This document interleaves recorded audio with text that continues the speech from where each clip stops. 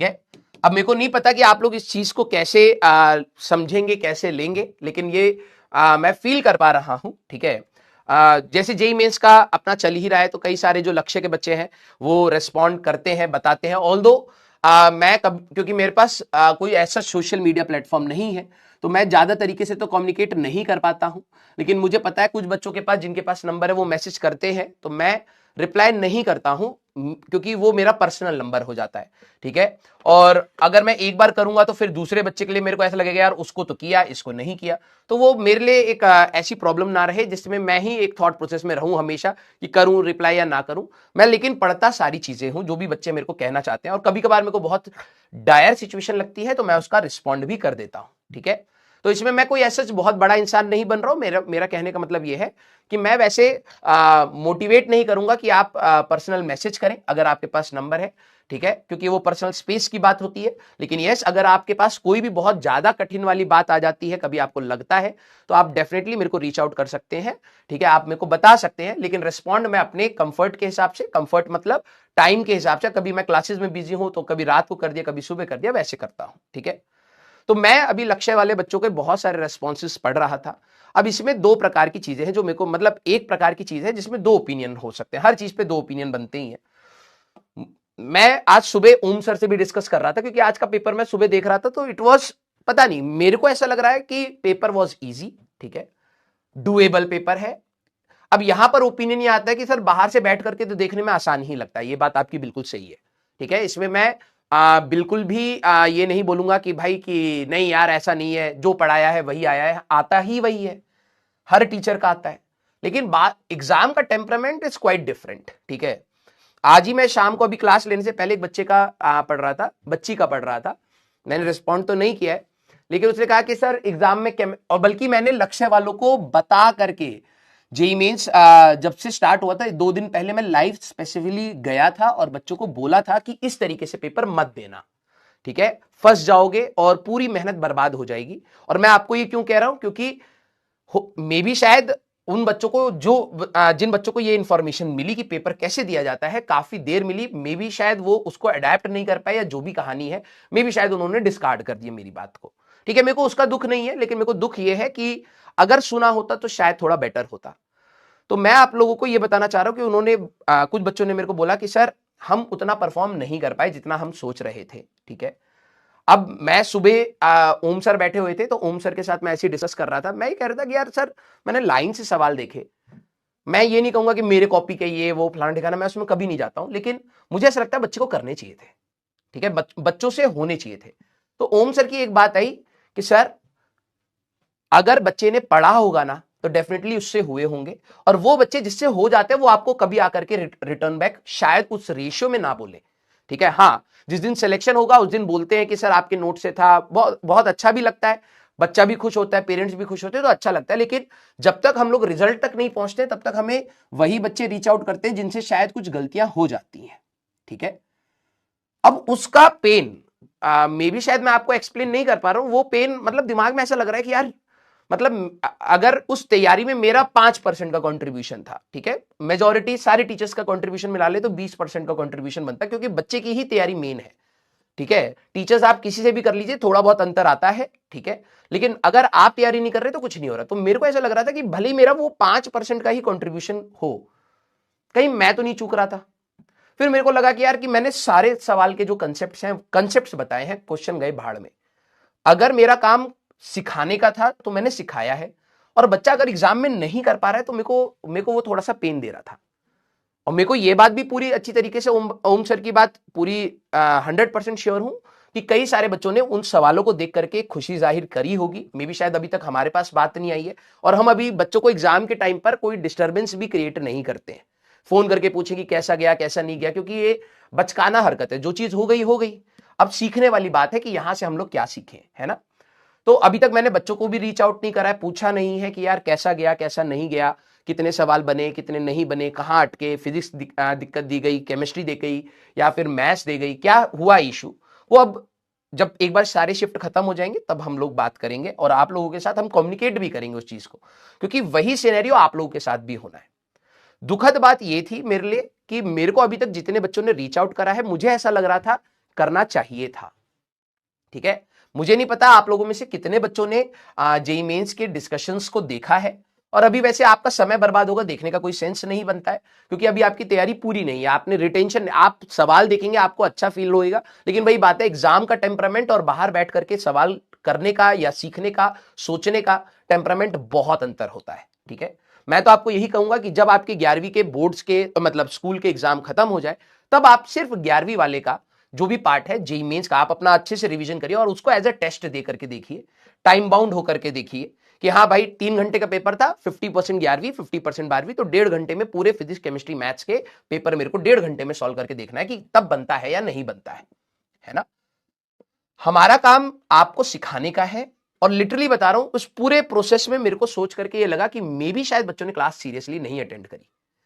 अगर करा होता तो फिजिक्स का पेपर बाहर से तो आसान लग रहा है, हाँ एग्जाम में हो सकता है कि आप एक दो सवाल में अटक जाएं, जो चीज सवाल देखने में आसान लग रहा है हो सकता है उसके कैलकुलेशन में आप अटक जाएं, कंसेप्चुअली आप कहीं पर अटक जाएं, या फिर फॉर्मूले में आप अटक जाएं, ऐसा हो सकता है, स्वाभाविक है।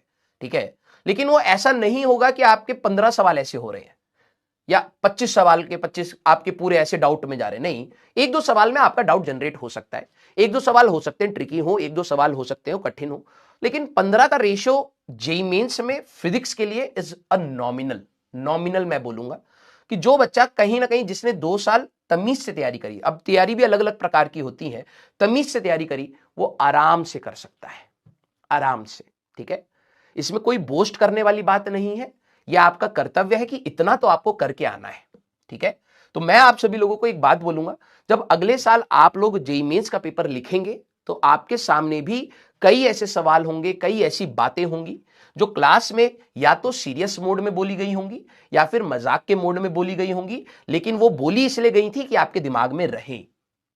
ठीक है, तो आपको अपनी क्लासेस को बहुत सीरियसली करना है, आप उसमें ये एक्सक्यूज नहीं बना सकते कि सर ये मेरे को ये दिक्कत थी इसलिए मैंने ये नहीं करा, उसको मैंने ये नहीं करा, ये एक्सक्यूजेस से काम नहीं चलेगा, क्योंकि समय बीत जाता है, जब आप एग्जाम में बैठेंगे वही सारी चीजें निकल करके आपके सामने आएंगी, क्योंकि अगर हम सारे टॉपिक्स को कवर कर रहे हैं तो कहीं ना कहीं कंसेप्ट्स की बात हम लोग आपके साथ डिस्कस कर रहे हैं। हाँ, कभी कभार डायरेक्ट फॉर्म में आपको सवाल दिख जाएगा, कभी कभार हो सकता है थोड़ा सा मॉडिफाइड फॉर्म में दिख जाएगा, लेकिन कंसेप्ट की बात आपसे for sure her teacher her batch में ऑल ओवर इंडिया सारी कोचिंग्स में कही जाती है।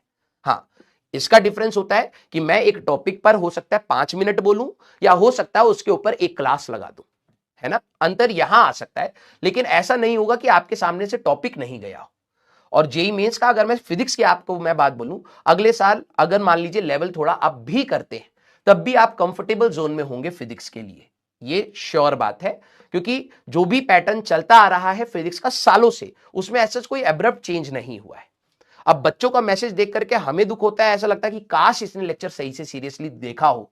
जब मैं क्वेश्चन देख रहा था मेरे को लग रहा था यार ये चीज बताई थी, काश बच्चे ने उस समय शायद उस चीज को ध्यान से सुना हो, तो खुद को बुरा लग रहा था, क्योंकि एक साइड से ये फीलिंग आती है कि यार ये तो बताया था, ये बच्चे ने सुना था या नहीं सुना था, ये याद था या नहीं था, इसका उसने सोच लिया होगा या नहीं सोच लिया होगा, ये डाउट हमारे पास आ रहे हैं। और एक साइड से कुछ कुछ बच्चों के मैसेज आ रहे हैं कि सर मैं शायद उतना परफॉर्म नहीं कर पाया, नहीं कर पाई, और मैं किसी को ब्लेम नहीं कर रहा हूं, मैं उनको किसी तरीके से नीचा नहीं दिखा रहा हूं, क्योंकि अगली बारी आपकी है, तो उनके स्ट्रगल स्टोरी से अगर हम कुछ सीख सकें तो वो हमें सीखना चाहिए। और मैं अपने स्टूडेंट्स को यही बात बोलूंगा कि आगे आने वाला एग्जाम अब आपका होने वाला है, वही सेम टेम्परामेंट में आप लोग जाने चाहिए, और आप अपने टेस्ट को सीरियसली लीजिए। कुछ चीजें इस तैयारी में बाद में होती हैं, कुछ चीजें तैयारी में पहले करी जाती हैं। ठीक है, क्योंकि ये तैयारी बहुत लंबी तैयारी है, आप समझ पा रहे होंगे कि हम कितना सारी चीजों को रिटेन करने की कोशिश कर रहे हैं। फिजिक्स में इतनी सारी चीजें हो गई हैं, केमिस्ट्री में और है, मैथ्स में और है, और वो भी 11th एंड 12th दोनों का कंबाइन करके आपको याद रखना है।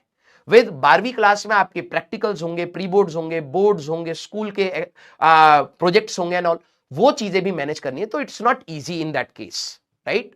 तो कोशिश करिएगा क्लास में आपको जितनी बातें बताई जा रही हैं उसको आप बहुत सीरियसली सुने, किसी भी टीचर से आप पढ़ें सीरियसली सुने, क्योंकि आपकी भलाई तभी है जब आप टीचर को ध्यान से सुनते हैं। और सिर्फ टीचर का कंट्रीब्यूशन आपको क्लियर होना चाहिए कि टीचर का कंट्रीब्यूशन क्या है। टीचर का कंट्रीब्यूशन है सिलेबस कंप्लीशन, हाँ, प्लस माइनस कुछ दिन हो सकते हैं, क्योंकि कभी कभार टीचर को लगता है यार ये टॉपिक शायद बच्चों को थोड़ा सा और आराम से समझाता हूं, क्योंकि अभी शायद ये नहीं पकड़ पा रहे उस टॉपिक को। तो कभी कभार समय हमें देना चाहिए, क्योंकि क्वालिटी तभी आएगी जब हम टाइमली चीजों को आराम से उसको खत्म करें, जल्दबाजी में खत्म ना करें। लेकिन क्या सिर्फ टीचर का ही रोल है, ये आपके दिमाग में क्लियर होना चाहिए। Majority role, 80% of the role is decided by you. आपको ही डिसाइड करना है कि आप कितना कंट्रीब्यूट करना चाहते हैं इस तैयारी में, ठीक है। और मैं आपको बता रहा हूं कि अगर आपने आने वाला, हो सकता है कई बच्चों ने यहां पर बहुत सारा बैकलॉग बनाया, बहुत सारे टॉपिक्स मिस करे, काफी सारी चीजें नुकसान में कर दी, लेकिन यहां से भी बोलो तो अभी आने वाले 4-5 महीने के बाद से भी अगर आप सुधर जाए, मैं बोलना नहीं चाहता हूं कि, मैं तो कहूंगा कि आप आज से ही अपनी चीजों को संभालने की कोशिश करिए। अभी भी संभालने की कोशिश करोगे तब भी बिखरेगा, क्योंकि बहुत है, बहुत कंटेंट है। आप अभी से सीरियस होंगे तब भी आपके कई सारे चैप्टर्स खराब होने वाले हैं, ये रियलिटी है, ठीक है। लेकिन अगर आप अभी से सीरियस नहीं होंगे तो अगर मान लो आप 2 चैप्टर खराब करने वाले थे, अब 5 हो जाएंगे। अगर आप आज सीरियस होंगे तो आप कुछ कंट्रोल मोड में जाएंगे, डैमेज कंट्रोल करेंगे। हाँ, कुछ चीजें छूटेंगी तब भी छूटेंगी, कुछ चीजें खराब होंगी, कुछ चीजें नहीं समझ आएंगे, and that is quite normal. सबका आईक्यू सेम नहीं होता है। जब हम भी तैयारी करते थे, कई कई आज मैं फिजिक्स पढ़ाता हूं तो मेरे को लगता है यार कि ये चीज तो आ जानी चाहिए थी, लेकिन ठीक है, उस एज पर इतना नहीं सोच पा रहे थे तो कोई दिक्कत नहीं है। लेकिन जो चीज आप कर पाए वो ईमानदारी से करिए, उसमें आपकी कोई कमी नहीं रहनी चाहिए। और बाद में इस पूरे प्रोसेस में मैं लिटरली बता रहा हूं, ठीक है, हमारे पीडब्ल्यू के बैचेस, क्योंकि मैंने बहुत जगह तो नहीं पढ़ाया है, टू बी वेरी ट्रू, कुछ टाइम के लिए मैंने ऑफलाइन पढ़ाया, फिर मैं गवर्नमेंट जॉब में चला गया था, फिर मैंने ऑनलाइन पढ़ाया। मेरे इंडस्ट्री में बहुत सारे दोस्त नहीं है, ठीक है, जो भी बने हैं पीडब्ल्यू में थोड़े बहुत बने हैं, थोड़े बहुत पुराने ऑफलाइन के थे। लेकिन मैं आपको हर जगह की ये बात बता रहा हूं, टीचर अपना बेस्ट देता है, बात होती है बच्चे का डिफरेंस कहां आ रहा है। तो आप लोग प्लीज कोशिश करिएगा कि आप जैसे भी पढ़े अच्छे से पढ़े, ठीक है, क्योंकि सारी की सारी रिस्पॉन्सिबिलिटी कहीं ना कहीं आप ही के ऊपर आएगी, ठीक है। तो आई होप मैं अपना पॉइंट क्लियर करवा पा रहा हूं कि क्लास की पढ़ाई हुई चीजें ही आपको एग्जाम में मिलेंगी। अगर आपने इतना भी कर लिया कि क्लास के नोट्स आपको समझ, कुछ बच्चे क्या करते हैं, रट लेते हैं, रटना नहीं है, समझना है। मैं अगर 20 सवाल करा रहा हूं, उसमें से 15 भी समझेगा, समझ करके करेगा, मैं लिटरली बता रहा हूं, तेरे को एग्जाम में डर नहीं लगेगा। तो कोशिश ये करनी है कि हम लोग क्लास को समझें, रेदर देन रटने के मोड में आ जाए। हम वेराइटीज को टच करने की क्लास में ही कोशिश करते हैं कि हर प्रकार की वेराइटीज आपके सामने आ जाए। मेजॉरिटी जितनी है, पूरी दुनिया के तो सवाल कोई भी टीचर नहीं करा सकता, ऑब्वियस सी बात है, लेकिन यस, इतना थॉट प्रोसेस हम इन लेक्चर्स में इनिशिएट कर लें कि इसके बाद आप खुद से काबिल हो जाएं कि आप आगे के सवाल लगा लें। तो आपका वो प्रैक्टिस जोन वाला जो टाइम है, वो आपका पर्सनल टाइम है, जितना इन्वेस्ट करोगे उतना बेहतर रहेगा। और डेफिनेटली आपको क्लासेस से पढ़ाई हुई चीजें टीचर्स की आपको एग्जाम में मिलेंगी, फॉर श्योर मिलेंगी। लेकिन बस बात यह है, उस दिन ऐसा ना हो कि आपको क्वेश्चन देखने के बाद यह रियलाइज हो रहा हो कि काश मैंने कर लिया होता, ठीक है। तो मेरे को यह चीज बोलनी थी कि आप लोग एटलीस्ट अभी से अपने एफर्ट्स को लगाइए। ऐसा ना हो कि अगले साल जब आपका एग्जाम हो तो आप भी उसी जोन में जाकर के कह रहे हो कि सर मैं इतने सवाल लगा सकता था या इतने सवाल लगा सकती थी, नहीं हो पाया। क्लियर? चीजें आपको क्लास से ही मिलेंगी। और लिटरली बता रहा हूं, जब आपको जेईई मेंस के क्वेश्चंस का जब एक बार आ जाने दीजिए, मैं आपको शेयर करूंगा, आप खुद से जज कर लीजिएगा, आप खुद से जज कर लीजिएगा कि क्या वो चीजें बताई गई हैं या नहीं बताई गई हैं, पहली चीज। दूसरी चीज, क्या उसका कंसेप्ट अगर आपको बताया गया है, वो जज करना बहुत जरूरी है, क्या आप उसका आंसर तक पहुंच रहे हैं या नहीं पहुंच रहे हैं। हाँ, हो सकता है कभी कभार गलत करके पहुंचे, 1-2 बार आपने ट्राई करा फिर पहुंचे, लेकिन आंसर तक पहुंचना इज मेन टारगेट, वो आपको करना बहुत जरूरी है। क्लियर? यस। हाँ, तो आराम से बेटा इस तैयारी को आराम से करिए। नो डाउट चीजें बहुत सारी हैं, लेकिन डुएबल होती हैं। मैं पेपर को देख करके मैं बार बार यही सोच रहा हूं कि ये पेपर डुएबल है, डुएबल है, डुएबल है, लेकिन बच्चों का रेस्पॉन्स मे बी शायद ऐसा आता है कि फिर फील होता है। लेकिन ये भी बात फॉर श्योर है, जब रिजल्ट आएगा आप देखोगे कि बहुत अच्छा सिलेक्शन भी हो रहा है, ठीक है। क्योंकि वो बच्चे क्या करते हैं, अभी वो जैसी पेपर खत्म होगा वो अपने बोर्ड्स में लग गए होंगे, वो उन्होंने कोई कम्युनिकेशन नहीं करा हम लोगों के साथ, ठीक है। हाँ, जब एक बार रिजल्ट आएगा तो वो बच्चे बताते हैं कि सर हमारा ये रिजल्ट था, हम लक्ष्य से थे, हम प्रयास से थे, हमारा ये रिजल्ट है। तो हमें भी पता लगता है, हमें भी अच्छा लगता है। लेकिन जो बच्चे थोड़े पैनिक करते हैं, एग्जाम देने के बाद खराब हो जाता है, वो नो डाउट पैनिक सिचुएशन में हमें कॉन्टेक्ट करते हैं, और हमें फर्स्ट फीलिंग वही आती है कि शायद पेपर जो हम बाहर से देख रहे हैं, ठीक है, और जो बच्चा फील कर रहा है, दोनों में अंतर है। और उसको हमें रिस्पेक्ट करना चाहिए और हमें आपको उसके लिए तैयार करना चाहिए कि यार हो सकता है आप भी उस सिचुएशन में जाएं, तो आप ऐसा फील ना करें। उसके लिए क्या क्या तैयारी होती है कि आपको लर्निंग फेज पर बहुत आराम से करना है। लालच में पढ़ाई मत करिएगा। मैं आपसे बहुत रिक्वेस्ट कर रहा हूं, आपको 10 टॉपिक पढ़ाए गए, आपको 5-6 सवाल 5-6 टॉपिक अच्छे से समझ आए, वो आपकी स्ट्रेंथ है, ना कि जो टॉपिक्स आप थोड़ा सा मतलब डगमगा गए हैं वो आपकी स्ट्रेंथ है। समझ रहे हैं? तो जो आता है उस पर हमें कंसंट्रेट करके और उसको बेहतर बनाना है। क्लियर? प्रैक्टिस की कमी तो बेटा आपको हमेशा ही रहेगी, क्योंकि ये तैयारी में आप जितने सवाल लगाएंगे बेटा उतना ही स्ट्रेंथ फील करते रहेंगे और आपको हमेशा लगेगा और चाहिए और चाहिए और चाहिए। तो कोई लिमिट नहीं है। आप बस अपने समय को पर्याप्त रूप से यूज करिए, यही आपका बेस्ट है। जैसे मैं बच्चों को कहता हूं कि कोई बेस्ट टाइम टेबल आप लोगों की तैयारी के लिए नहीं है। कुछ बच्चे कहते हैं सर क्या टाइम टेबल? कोई टाइम टेबल नहीं है भाई। जब आपको एक दिन में ये लगे कि आप इससे ज्यादा नहीं पढ़ सकते थे, वो आपका बेस्ट टाइम टेबल है। जिस दिन आपको ये लगा कि मैं और पढ़ सकता था, मैं काम चोरी कर गया और अब मैं सोने जा रहा हूं, दैट मींस आपने दिन को अच्छे से यूटिलाइज नहीं करा, आपका टाइम टेबल खराब था। सीधी सी बात है। तो आपका आने वाला समय पूरा पर्याप्त रूप से समय को यूज करिएगा। ठीक है? यस। टेस्ट के marks for me doesn't matters. अभी के टेस्ट के मार्क्स मैटर नहीं करते। मार्क्स मैटर ये करता है कि आपको जो आता है आप वो सही कर पा रहे हैं या नहीं। अगर आपके नेगेटिव मार्किंग ज्यादा हो रहे हैं, दैट मींस कहीं गलती हो रही है, आपको आती हुई चीजें खराब हो रही हैं। अगर आप उस पर मेहनत नहीं करेंगे तो आप कभी ग्रो नहीं कर पाएंगे। ठीक है? You have to learn from the success, you have to learn from the failures. तो जो फेलियर आपके सामने आ रहा है, अगर आप वहां से नहीं सीख रहे हैं तो आप डेफिनेटली ग्रो नहीं कर पाएंगे। ठीक है? तो ये मेरे को एक बात बोलनी थी। और मुझे ये बात भी पता है कि जैसी एक बार जेई का रिजल्ट वाला पार्ट आएगा 10-11 फरवरी 12 फरवरी के आसपास, आई थिंक उन्होंने डेट दिया है, तो अच्छे बच्चों का, मैं ये नहीं कहूंगा अच्छे बच्चे, जिन बच्चों ने अच्छा परफॉर्म किया है, उस प्रेशर को झेल करके अच्छे से क्वेश्चंस को किया है, उनका भी रिजल्ट हम आपके साथ शेयर करेंगे। But this is also a part of this journey. कई सारे बच्चे अब डिमोटिवेट हो जाएंगे, तो लक्ष्य वाले अभी जैसे इनके अटेम्प्ट खत्म होंगे जाकर के उनको डिस्कस करना पड़ेगा, दोबारा रियलाइन करना पड़ेगा, दोबारा उनको सोच, क्योंकि प्रेशर होता है यार, मैं समझ पा रहा हूं उस चीज को। उनको दोबारा से रियलाइन करना पड़ेगा कि ठीक है कोई नहीं, हो गया खराब, अब आगे देखते हैं, अब आगे क्या है, आगे भी एक मौका है, उसको खराब नहीं करना है। तो वो चीजें अब उनको सिखानी पड़ेंगी। आप लोगों को ये बात, ये पूरा पार्ट एंड पार्सल आपको समझ आना चाहिए कि यार ये इमोशन टर्मोइल होता है। ठीक है?